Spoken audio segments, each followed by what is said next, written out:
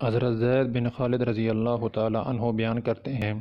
کہ رسول اللہ صلی اللہ علیہ وآلہ وسلم نے فرمایا،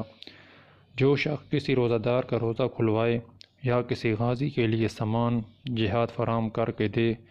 تو اس کو ویسا ہی اجر ملے گا جیسا اس روزہ دار کو روزہ رکھنے کا اور غازی کو جہاد کرنے کا ملے گا۔ شریعت کی روح سے نیکی کرنے والے کے لیے تو اس کی نیکی کا اجر ہے ہی، لیکن جو اس کو نیکی کے ذرائع فراہم کر کے دے اس کے لیے بھی اجر ہے۔ اسی طرح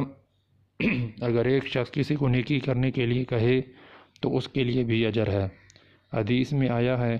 کہ الدال علی الخیر کفاعلہ، نیکی کی طرف رہنمائی کرنے والا نیکی کرنے والے کی مانند ہے۔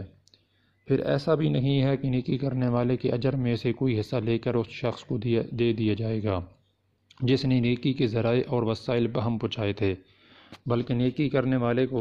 اس کا پورا اجر ملے گا اور اس نیکی کے لیے سفارش کرنے والے اور